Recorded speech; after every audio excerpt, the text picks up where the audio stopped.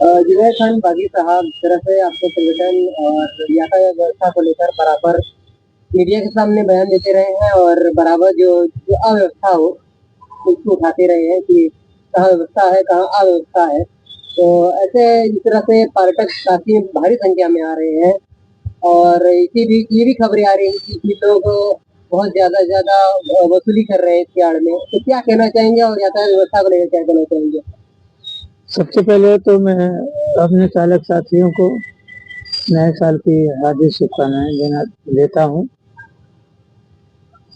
अब जो ये ज्यादा भाड़ा कम भाड़ा का जो चक्कर चल रहा है, ये कुछ उस तरह के चालक हैं जो कि कहीं उनका कोई जुड़े हुए लोग नहीं है और उनका मकसद यही होता है कि किसी तरह अपनी जल्दी से जल्दी कमाई करे, जैसे नशे के आदि, आवारा टाइप के, इस तरह के जो बनारस में चालकों की एक भरमार आ गई है। बिना ड्राइविंग लाइसेंस के गाड़ियां का संचालन हो रहा है। जो नए चालक आए हुए हैं, मैं देख रहा हूँ रोड पर और बराबर मैं कमियों पे काम भी कर रहा हूँ, लेकिन दो तीन कमियां जो है बहुत ज्यादा दिख रही हैं। एक, जो नए चालक आए हुए हैं उसमें अधिकांश अपने शौक के लिए गाड़ियां चला रहे हैं, अपना शौक पूरा करने के लिए। उसमें ना उनके पास ड्राइविंग लाइसेंस है ना कुछ है, और एक बड़े बड़े बाजा पीछे लगाए हुए हैं और उस पर तेज आवाज से गाने को बजा रहे हैं। तो प्रशासन को कहीं ना कहीं ये बारकोड और ये परमिट पर ध्यान हटाकर बिना ड्राइविंग लाइसेंस वाले चालक और जिन गाड़ियों पे बड़े बड़े बाजे लगे हुए हैं उन गाड़ियों को चेकिंग करना चाहिए, क्योंकि यही पूरे समाज को खराब कर रहे हैं, पूरे समाज को। और प्रशासन की कमियां क्या गिनाएं। सबसे बड़ी कमी नगर निगम की है। आज किसी एक पैसेंजर का अगर एक बैग छूट जाता है तो पूरे बनारस का सीसीटीवी कैमरा खंगाल लिया जाता है और कहीं ना कहीं उस गाड़ी को, उस ड्राइवर को पता भी चलता है और उसका सामान भी मिलता है। अच्छी बात है, होना चाहिए। किसी का सामान अगर छूट गया भूलवश, क्योंकि ड्राइवर छीनता तो है नहीं, भूलवश छूटता है, लेकिन इल्जाम ड्राइवर भी जाता है ना।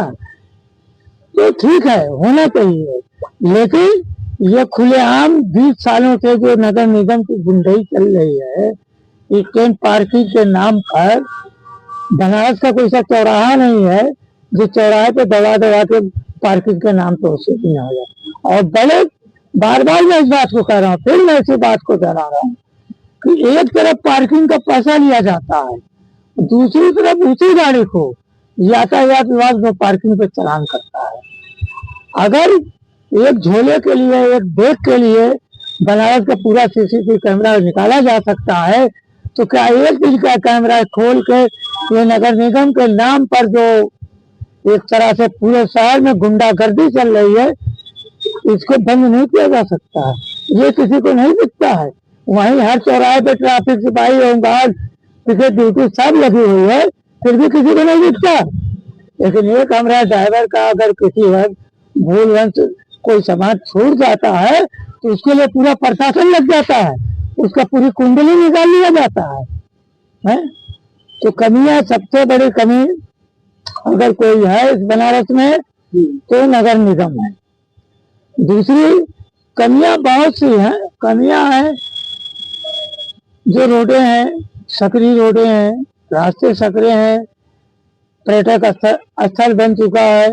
कम से कम कई हजार तो चार पहिया वाहन बनारस में रोज प्रवेश कर रहे हैं, उनका कोई सुव्यवस्थित व्यवस्था नहीं है।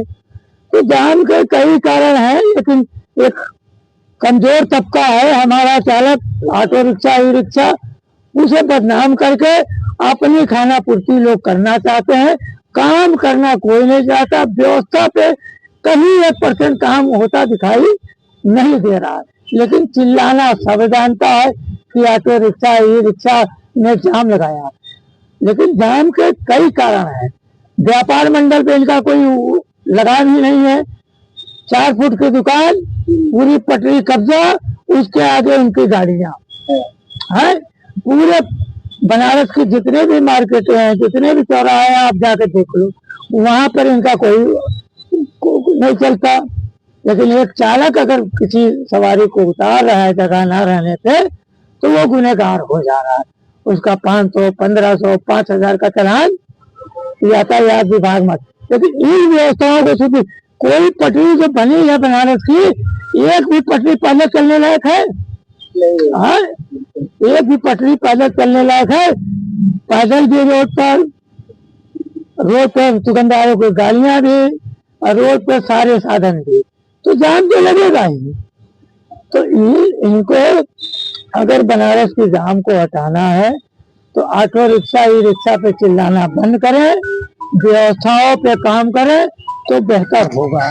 बनारस के जो मैदानी चौराहा है, वो जो है कि नो पार्किंग है, फिर भी इसमें कई बड़ी बड़ी गाड़ियां आती हैं पालपुर से, जिससे कि खदेड़ा जाता है रिक्शा चालकों को। ऐसा ये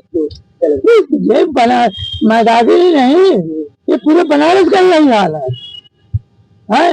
4 चक्का आधी रोड घेर के खड़ी है, कोई पूछने वाला नहीं है। लेकिन एक ऑटो चालक रिक्शा कहीं किनारे भी लगा रहा है तो उस पर आफत आ जाती है। तो किस तरह से स्मार्ट सिटी का दावा करते हैं? भाई इनका दावा है और दावे को हम स्वीकार करते हैं। हम भी प्रयास कर रहे हैं कि हमारे चालकों की कमियां दूर हो स्मार्ट सिटी में, वो भी स्मार्ट की तरह चले। और उम्मीद है कि सारे लोग प्रयास करेंगे कि बनारस सिटी स्मार्ट की तरह दिखेगी और हमारा चालक भी स्मार्ट की तरह चलेगा।